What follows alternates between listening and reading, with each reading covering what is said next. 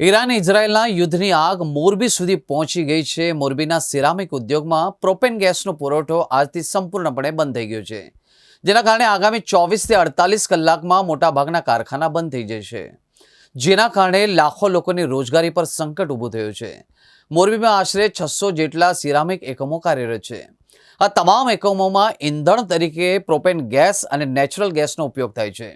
Iran અને Israel વચ્ચે ચાલી રહેલા યુદ્ધના કારણે પ્રોપેન ગેસ સપ્લાય કરતી એજન્સીએ 2 દિવસ પહેલા જ ઓર્ડર લેવાનું બંધ કરી દીધું હતું અને આજથી કંડલા પોર્ટ પરથી પ્રોપેન ગેસના ટેન્કર ભરવાનું પણ બંધ થઈ ગયું છે। મોરબી સિરામિક એસોસિએશનના પ્રમુખ હરેશ બોપલિયાએ વિગતો આપતા કહ્યું કે કારખાનદારો પાસેથી જ હાલમાં 24 થી 48 કલાક ચાલે એટલો જ પ્રોપેન ગેસનો જથ્થો ઉપલબ્ધ છે। આ જથ્થો પૂરો થયા બાદ પ્રોપેન ગેસના અભાવે મોટાભાગના કારખાનાઓને ફરજિયાતપણે બંધ કરવા પડશે। હરેશ બોપલિયાએ મતે મોરબીના સિરામિક ઉદ્યોગ આશરે 3 લાખ જેટલા શ્રમિકોને રોજગારી પૂરી પાડે છે। આ કારખાના બંધ થવાથી લાખો લોકોની રોજગારી પર પ્રશ્નાર્થ ઊભો થશે। એ ઉપરાંત કારખાનદારોને પણ મોટા આર્થિક સંકટનો સામનો કરવો પડશે। લોકોને લોનના હપ્તા ભરવાના પણ ફાંફા પડી જશે।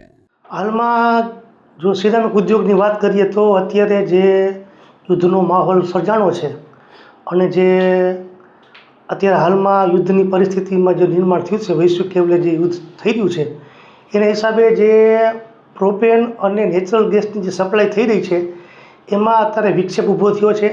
કારણ કે અમારે કિલનની અંદર ગેસનો વપરાશ થતો હોય છે અને જો કન્ટિન્યુ ગેસ ન મળે તો અમારે ઉદ્યોગ બંધ કરવા પડે એવી પરિસ્થિતિનું નિર્માણ થાય।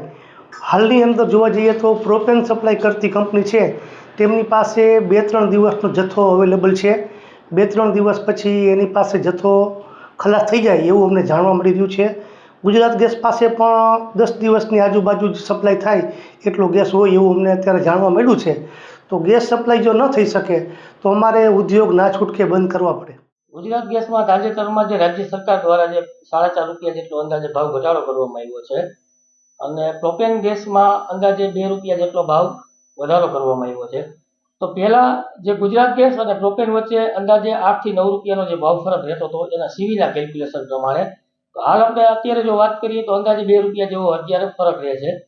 તો આ ગુજરાત ગેસના અત્યારે જે 16 લાખ ક્યુબિક મીટરનો જે વપરાશ હતો એમાં આપણે હિસાબ કરીએ તો 4 થી 4.5 રૂપિયાનો જે ભાવ ઘટાડો થયો તો અંદાજે 65 લાખ રૂપિયાનો ફાયદો થયો છે। સામે પ્રોપેનનો જે વપરાશ હતો તો અંદાજે 55 લાખ ક્યુબિક મીટરનો વપરાશ હતો। તો 55 લાખમાં જે 2 રૂપિયાનો ભાવ વધારો થયો છે એના ઉપર જોઈએ તો અંદાજે 1 કરોડ રૂપિયાનું જે છે નુકસાન થયું છે। તો પ્રોપેન ગેસ વપરાશકર્તા છે એમને નુકસાન થયું છે, ગુજરાત ગેસના જે વપરાશકર્તા હતા એમને ફાયદો થયો છે।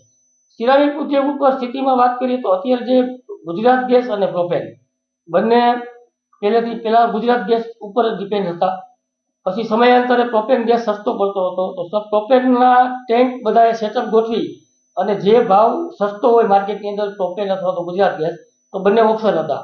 તો પ્રોપેન ગેસ જેની પાસે પ્રોપેન ટેન્કની જે ફેસિલિટી હતી તો પ્રોપેન ટેન્ક યુઝ કરતા હતા જ્યારે પ્રોપેનના ભાવ સસ્તા હોય ત્યારે। પણ અમુક ઘણી બધી ફેક્ટરીઓ એવી હતી કે જેમની પાસે પ્રોપેન ટેન્કની ફેસિલિટી નહોતી, કે એમની પાસે જગ્યા ના હોય અથવા તો યુનિટ નાનું હોય, તો એ લોકોને ફરજિયાત કોઈ ઓપ્શન નહોતો એટલે ગુજરાત ગેસ ફરજિયાતપણે વાપરવો પડતો હતો। તો એવા જે યુનિટો હતા કે જેમને ફરજિયાત ગુજરાત ગેસ વાપરવો પડતો હતો એ લોકોને અત્યારે ફાયદો થયો છે અને પ્રોપેન જેની પાસે ફેસિલિટી હતી ને જે પ્રોપેન જ વાપરતા હતા એમને અત્યારે થોડું નુકસાન જાય છે। હાલમાં જો સિરામિક ઉદ્યોગની વાત કરીએ તો ગઈકાલે ગુજરાત ગેસ દ્વારા 4.5 રૂપિયાનો ભાવ ઘટાડો કર્યો છે। એ માટે અમારી એસોસિએશનની અવારનવાર સરકારશ્રીમાં રજૂઆત હતી, તો અમારી રજૂઆતને ધ્યાનમાં લઈને સરકારશ્રીએ જ્યારે 4.5 રૂપિયાનો ભાવ ઘટાડો કર્યો છે ત્યારે આ તકે અમે રાજ્ય સરકારનો ખૂબ ખૂબ આભાર વ્યક્ત કરી છીએ।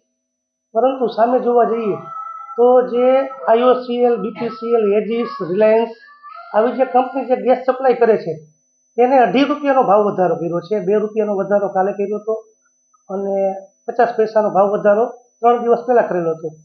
તો 2.5 રૂપિયાનો ભાવ વધારો થયો છે એના હિસાબે અમારા ઉપર દૈનિક 1,40,00,000નું ભારણ વધ્યું છે। ઓલરેડી અમારી આની અંદર અમારી પડતર કોસ્ટ ઊંચી આવશે અને સામે જે લોકો ગુજરાત ગેસનો વપરાશ કરે છે એ લોકોને 4.5 રૂપિયાનો ફાયદો થયો છે, પરંતુ ઓલરેડી ગુજરાત ગેસ પ્રોપેન કરતાં 8 રૂપિયા મોંઘો હતો અને 4.5 રૂપિયાનો બેનિફિટ મળ્યો છે, છતાં પણ એને તો કોસ્ટનું તો ઊંચું જ આવે છે। અત્યારે હાલમાં જોવા જઈએ તો ગુજરાત ગેસ અને પ્રોપેન બંને વચ્ચે 2 રૂપિયા જેવો હજી પણ ફરક છે. એટલે કે ગુજરાત ગેસ 2 રૂપિયા હાલમાં મોંઘો પડી ગયો છે. પરંતુ અમે સરકારશ્રીમાં રજૂઆત કરી છે તો હજી પણ આની અંદર ગુજરાત ગેસ ભાવ ઘટાડો કરશે એવી અમને આશા છે. અત્યારે હાલમાં સિરામિક ઉદ્યોગ ભયંકર મંદીનો સામનો કરી રહ્યું છે, કારણ કે જે એક્સપોર્ટ અમારે થવું જોઈએ, એક્સપોર્ટમાં 10%નો ગ્રોથ હતો, પણ છેલ્લા 2-3 વર્ષથી આ યુદ્ધનો માહોલ ને આ વોરની પરિસ્થિતિના હિસાબે એક્સપોર્ટમાં કંઈ ગ્રોથ જોવા મળતો નથી. 20,000 કરોડનું જે એક્સપોર્ટ અમારું થાય છે એટલું અમે જાળવી રાખશું, પરંતુ જે ગ્રોથ થવો જોઈએ તે એક્સપોર્ટમાં ગ્રોથ જોવા મળતો નથી. અને અમારે વોલ્ટાઇલ્સની અંદર 200થી વધુ યુનિટો બંધ થઈ ગયા છે. આપણે અવારનવાર પત્રકાર મિત્રોને જાણકારી આપેલી છે કે 200 યુનિટો અમારા જે નાના અને જે જૂના યુનિટો હતા તેને અમારે બંધ કરી દેવા પડ્યા, કારણ કે એની પડતર કોસ્ટ બહુ ઊંચી આવતી હતી. એટલે માર્કેટની અંદર એ સસ્ટેનેબલ ન થયા, એટલે એને બંધ કરી દેવા પડ્યા.